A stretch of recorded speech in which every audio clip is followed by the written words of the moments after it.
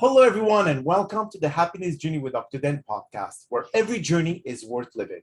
My name is Dr. Dan. I'm your host for today's episode. I'm a bilingual cognitive behavior psychotherapist specializing in anger management issues, both court appointed and private, marriage counseling using the EFT method, dissociative disorders, narcissistic personality disorders, depression, anxiety, dream analysis, and also provide life, business, and retirement coaching support. I provide individual one-on-one sessions in both French or English, and also do group settings. If you need assistance, reach out to DMV Therapy and Coaching Services at 301-325-1550, and our website can be found at lifecoachdanamzalek.com. Today, I'm very excited to have for our fourth episode of season 12, a very special guest and author of Believing in Boundaries, Stephanie Jordan. And just every of my past episode, I will leave it up to the guests to properly introduce themselves, as no one can do a better job. Stephanie, the floor is yours. Awesome. Thanks for having me, Dan. I'm so glad to be here. My name is Stephanie Jordan. I'm from Birmingham, Alabama, and I have just published my book, Believing in Boundaries. I am a mom of 5 birthed children and 4 extra children. I have been divorced, widowed, and remarried, and I've been a cosmetologist for 24 years. So hair has been my creative outlet and my safe space.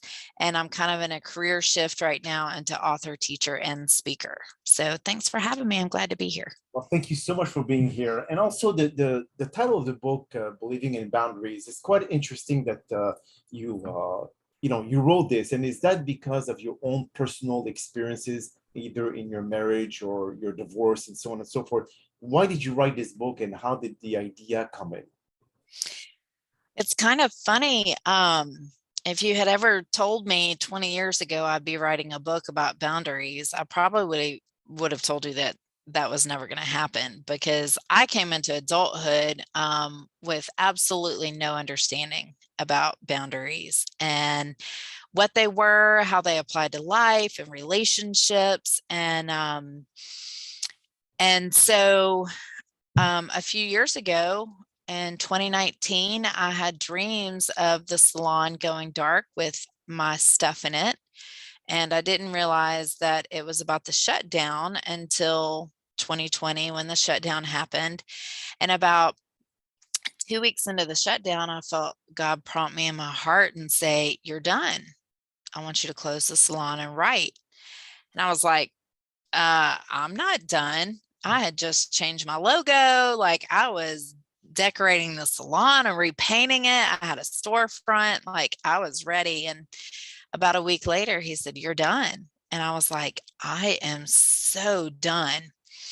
And so I called my staff and told my staff I was going to sell or close, and they kind of jumped ship. And I called my landlord and told him that I was going to close down. And he said, "I'll give you the next year for free." He said, "Whatever you need, just tell me, you got it." And I was like, "No, I'm done." And so I closed the storefront and I moved into a little salon suite. And about 6 months later, I felt God prompted my heart. He was like, "What was the point in closing if you're not going to write?"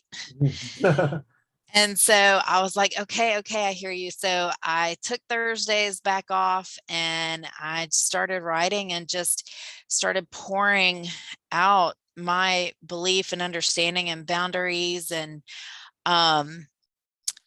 just how they've helped me through life. My first husband and I got married in 99. He was an alcoholic. I didn't know anything about alcoholism. I didn't know anything about the destruction of family. My parents are teetotalers. I never grew up around alcohol or drugs or any of that sort of stuff. And so when we got married, I didn't know what boundaries were or how to apply them. And after we got divorced, I remarried, and about a year into our marriage, he actually had a relapse. He was sober when we married, he was clean when we were married, and then he had a relapse. And so that was the beginning of my journey of learning and understanding boundaries. Was during his relapse, I started going to a Serenity small group is what it was called, and it was about it was based off Al-Anon and the 12 steps. And I learned so much about boundaries and their importance. And so that kind of prompted this journey, 20 years later, into writing the book. Wow, definitely a long journey there. Now, when you said boundaries towards you and your spouse, or is it everything in your life, including work, including professional relationships, personal one? So, what kind of boundaries is it pertaining to? So the book focuses on cultural boundaries, relationship boundaries, and faith practice boundaries. Our culture today is a culture of kind of push, push, push, and in your face. And I think it's a very dangerous place for the culture to be. Really, as Christians and believers, we believe that we should be culture shifters and not be pushed by culture.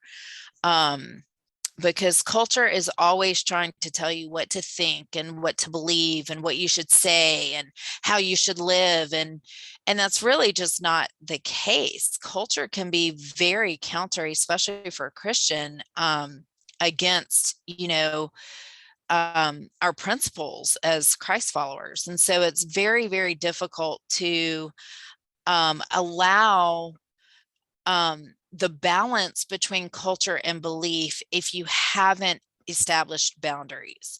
So boundaries are not always about what you keep out. Sometimes boundaries are about what you keep in. So you may have a boundary, like you may come across a situation that makes you feel uncomfortable to start with.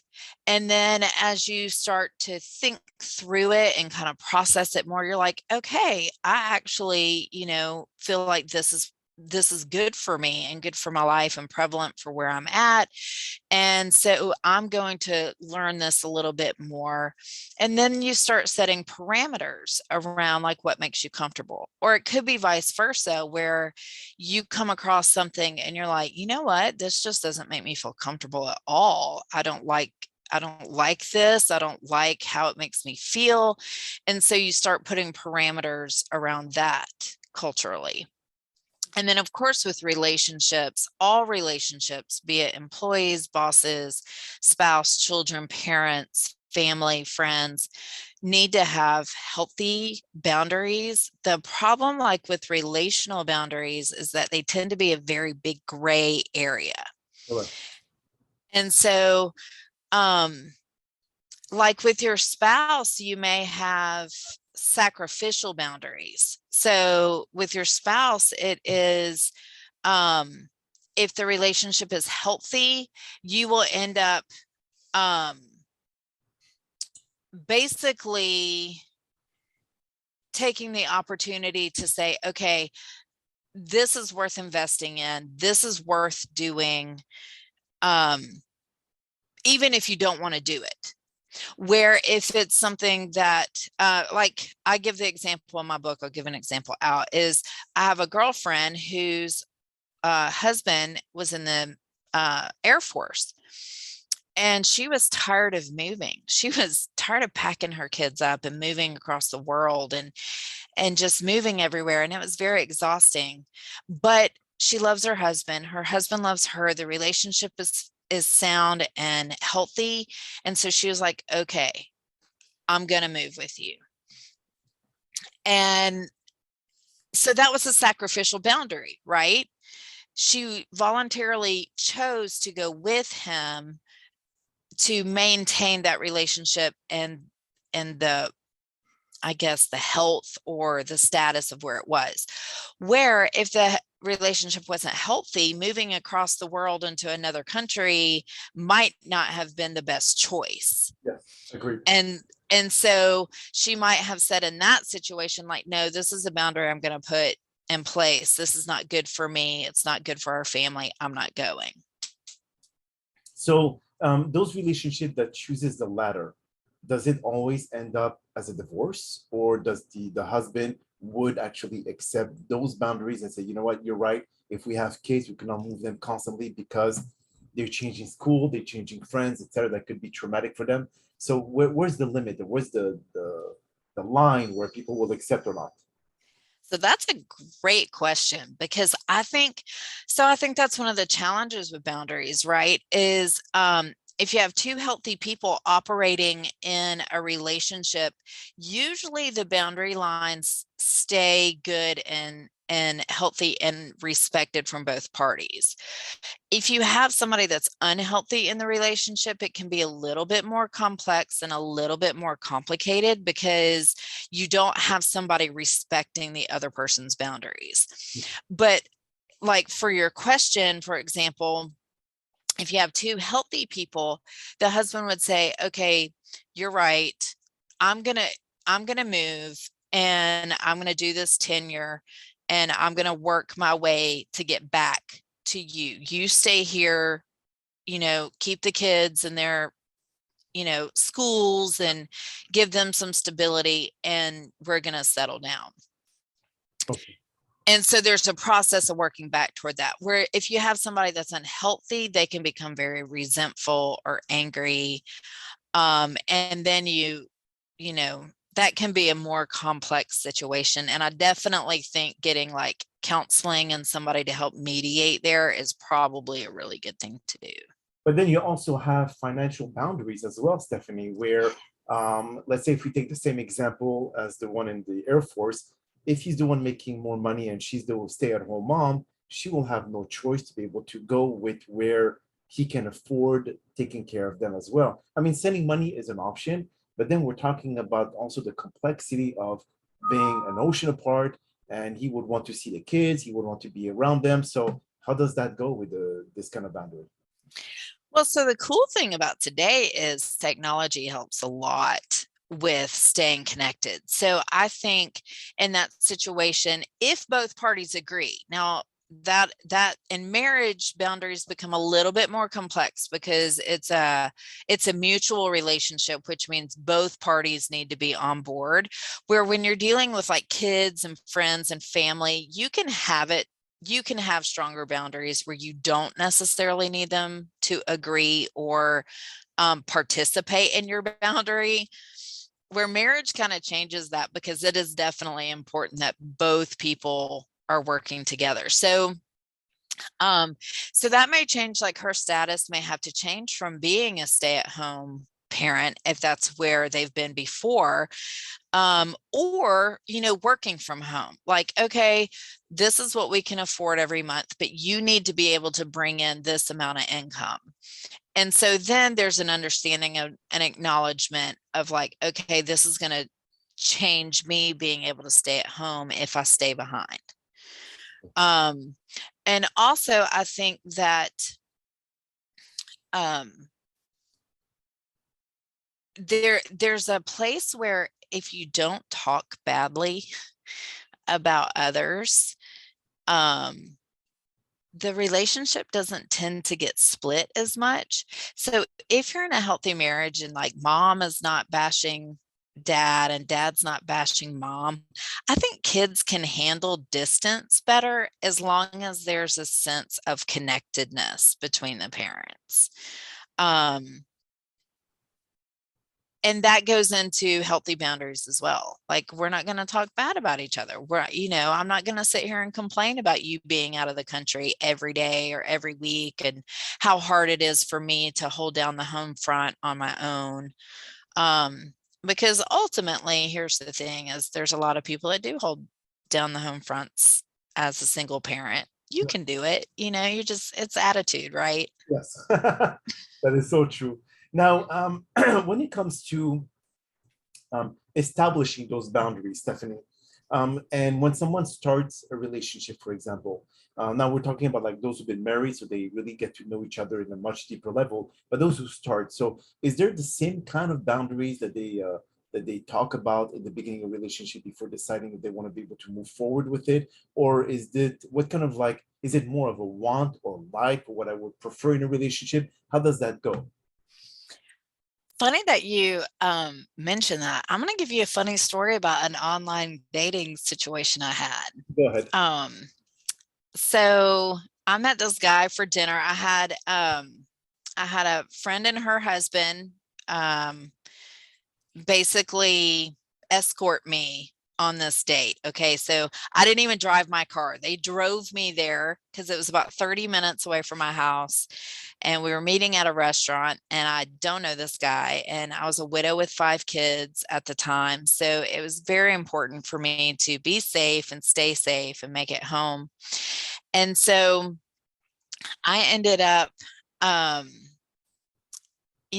sitting there eating dinner, and he kind of asked me if I wanted to go back to his place. And I was like, I'm kind of a sex and marriage type of girl. Like, I'm not looking for a hookup. And he goes, "Did you just Tim Tebow me?" And I was like, "What Oh. does that even mean?" And he was like, "Tim Tebow, like the football player that doesn't have sex." He said, I didn't even know people like you existed." And Wow. I thought that was so funny because apparently his experience was he could meet a girl for dinner and she was going to go have sex with him. And like, it stunned him that I wasn't willing to do that. Okay. So I do think there's a place of being kind of forward, like, this is what I'm looking for, and this is not what I'm looking for. When I was dating, the very first sentence I ever said was like, I'm a widow with 5 kids, because if they didn't want 5 kids, there was no reason for us to ever even talk again. Yes. So I think there's a place of setting upfront boundaries, like, how you feel about sex, premarital sex, how you feel about, raising children. Do you have the ability to move? Do you intend to work all the time? Do you intend on staying at home? Are you working toward marriage? Like, those kind of things, I feel like those are first and second date sort of boundaries, because if you don't align on some of those things, there's no reason to talk further. That's a good point. But Definitely. then there are some things that I think can be further down the road, like budgets and money and, those sort of things that you could work on later.